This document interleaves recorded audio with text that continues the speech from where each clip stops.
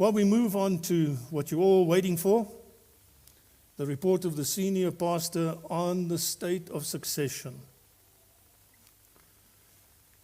So today I have good news for Centurion Vineyard Church family.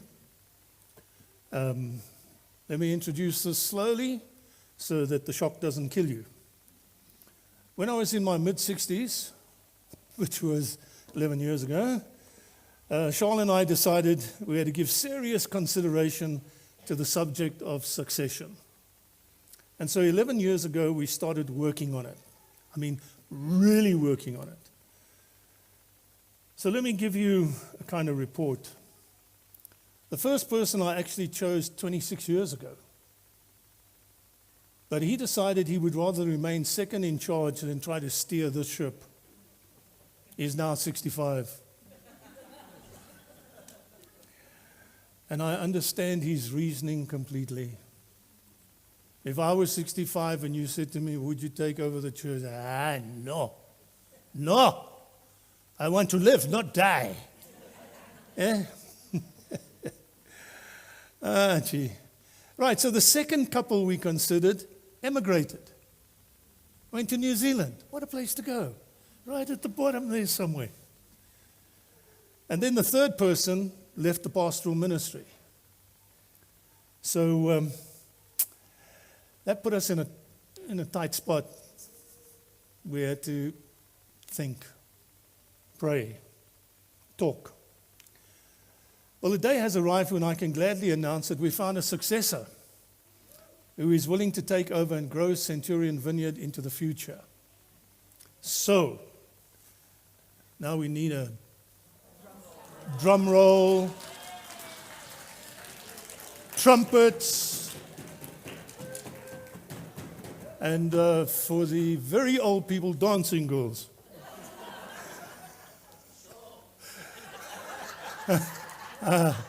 Bionic women can't do that, right? Okay. So guys, here we are.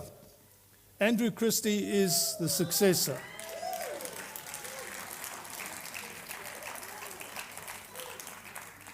He's the pastor of Willow Hill Vineyard and has been officially called to the task of leading Centurion Vineyard into the future. And the staff and the elders of Centurion Vineyard have been happy to accept him as the future senior pastor. We've spoken about it and we've met with him and we're all happy. The interesting thing that as we're meeting now, Willow Hill Church is meeting for their AGM. And so today at Willow Hill AGM, Andrew will be announcing that he has accepted the call to Centurion Vineyard and will be leaving Willow Hill to take over this church. Now, Andrew has been the pastor of Willow Hill for 23 years. So, it's going to be a sort of a plucking at his heart. But some more history. In April 2022, after months of chatting around the subject, because succession in the vineyard is a very important matter, there have been a couple of successions that have been terrible. And so it is a subject we're talking about in the leadership in Vineyard. And so we were chatting, and Charles and I met with Andrew and Mandy for lunch. If you want to know where, the Spur. Okay? Steak. And at this lunch meeting, I formally asked Andrew if he'd be prepared to consider accepting a call to be the next senior pastor of Centurion Vineyard. But, take note of this. Before extending the invitation to Andrew, I had consulted with a number of vineyard leaders and outside Vineyard. Okay? And my friend John Fisher, whom you have met from Cape Town, he said he's 100% with me in this decision. Says it's the best choice I can make. So that was good. But it gets even more interesting. About 3 or 4 days before we met with Andrew and Mandy for lunch, Andrew received a call from Professor Quinton Howard from the Vineyard School of Leadership and Theology. he shared with Andrew that he'd been praying and felt the Lord had given him a word for Andrew. Now get it, okay? This is 3 days before we meet at the Spur. Professor Quinton said he felt that the Lord was saying to Andrew and Mandy that they should consider taking up a call to lead Centurion Vineyard. Yeah. You know, when God orchestrates something, it's just wonderful. Now, both the Christies and the Watts have received many confirmations that this is indeed God's plan. These were from people who didn't have a clue of what was in the pipeline, people from around South Africa as well as overseas, and even people in this congregation. Sue was one of them.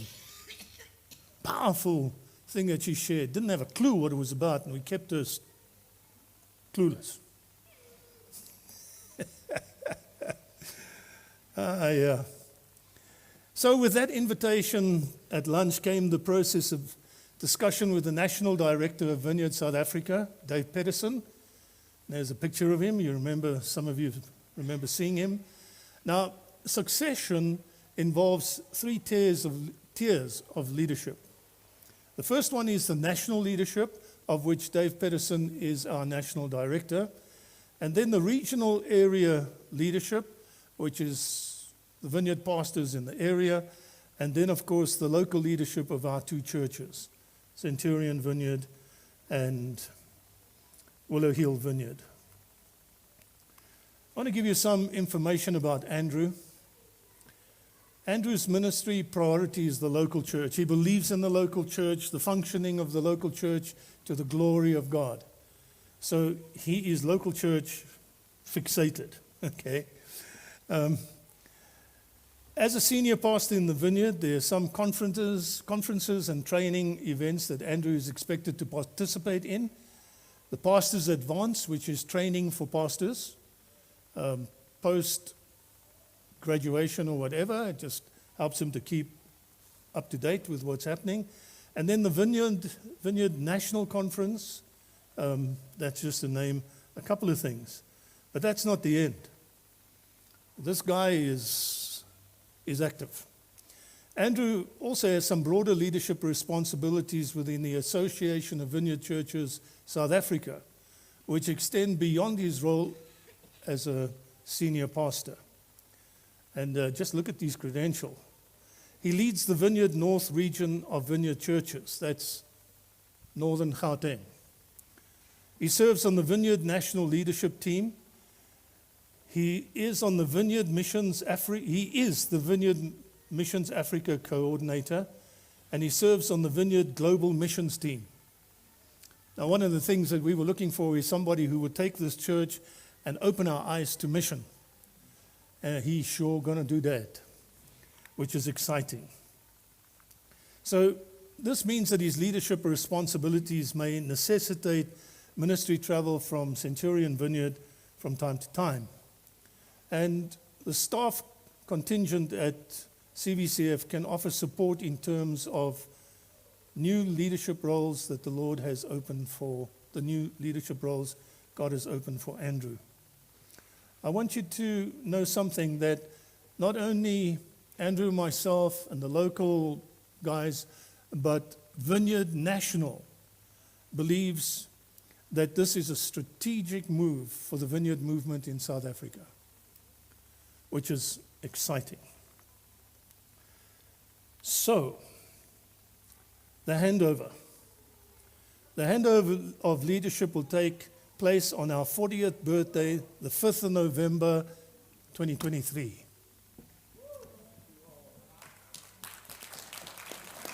Man, are we going to party? And Rose, where's she? I'm not wearing a suit. There's going to be a lot of vineyard pastors here. None of them wear suits. So forget it. Nah. Okay, so I've got 168 days left. And yeah. And then cometh trouble. Okay? Hey, what you say, Fifi?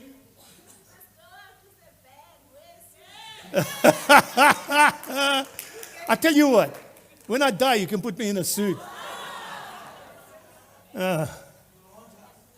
You first got to buy one that fits me, but okay.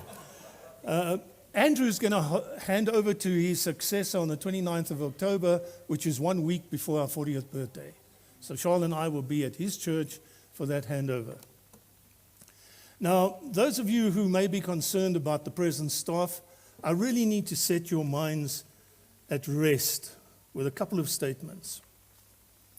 First one, Charles and I will not be leaving Centurion Vineyard. Okay?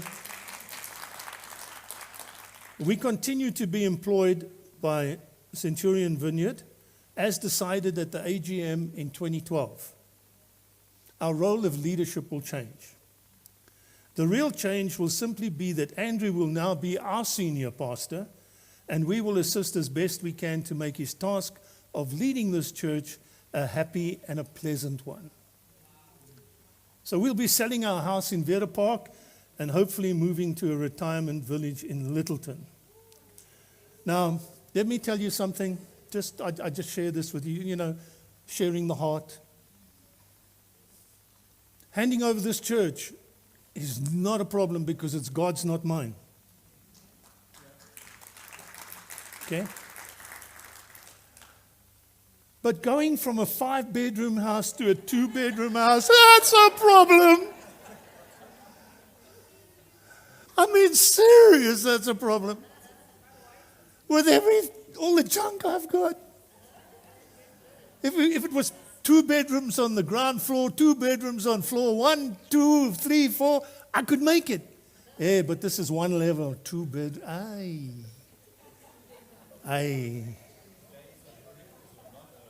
Days of miracles are not over. And so I figured out, to fit into that place, I'm going to have to sell Charles.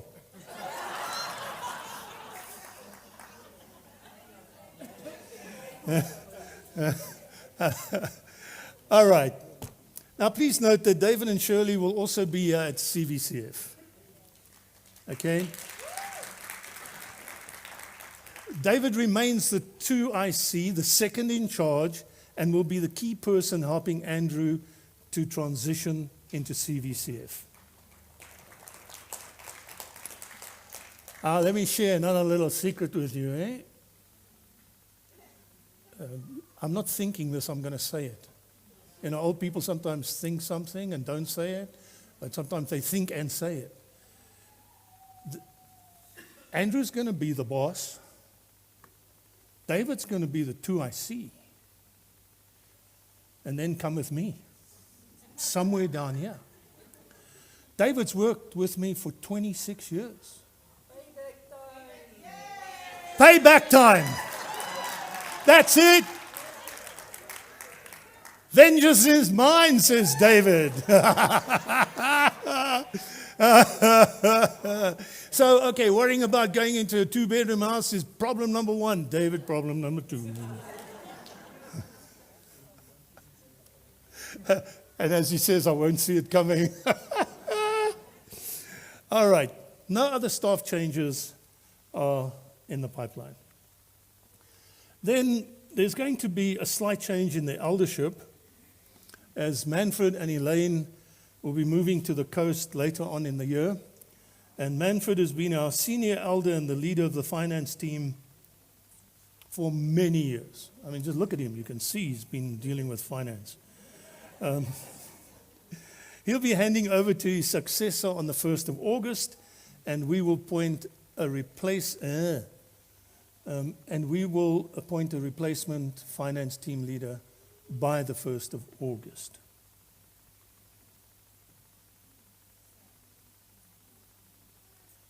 Today I want to place on record Charles and my appreciation for everything that Manfred has done as the finance team leader. He worked hard to make sure we have a home to live in that's ours. He worked hard to bring the church to a place where they would accept to look after us till we die, because we got no pension. And so I just hope the next finance guy is as good.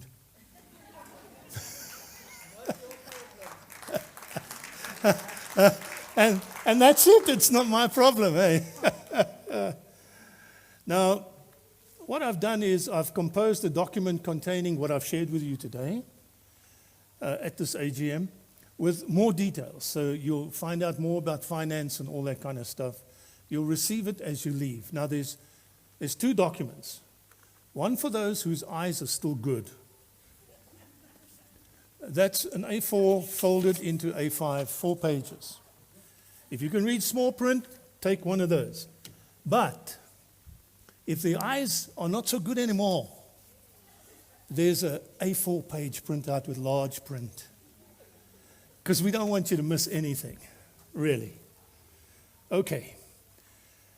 That brings us to questions and answers.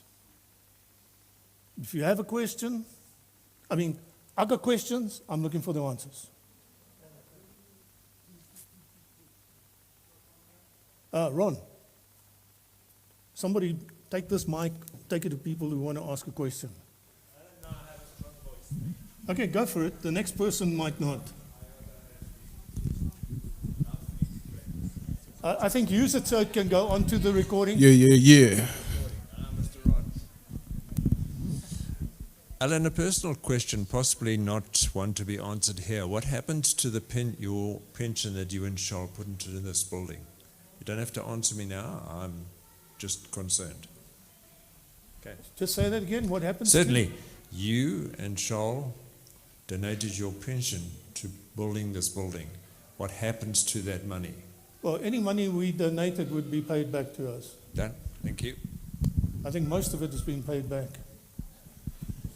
Any other question?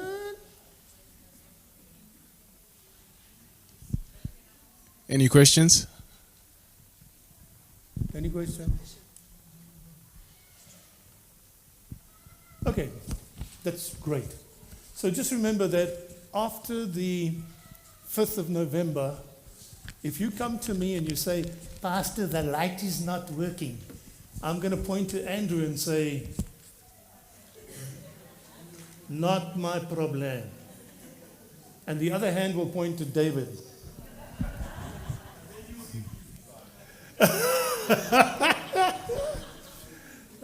Yeah. So guys, I want to end with just saying this. I've been in ministry 54 years. And it's great to know, number one, that there's somebody to hand over to who is younger and who will take this church into the next phase that God has for it, which I do not have the gifting for. It's also nice to know that I'm still going to be around doing ministry, but with no responsibility. Oh, that's going to be lovely. I would love to get that right at home.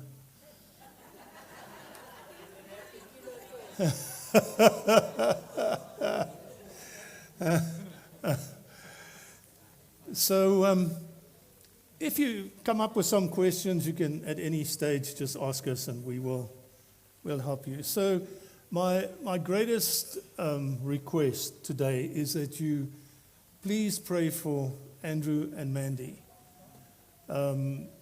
because it's a challenge. I want to tell you this: you guys are a challenge. And so he's not walking into a piece of cake. He's walking into a pizza or something. So pray for him, really do. And we look forward to seeing how this is all going to work out in the future. And so, that's all, folks. God bless you. I hereby, for the last time, as senior pastor of this church, close an AGM. It is closed.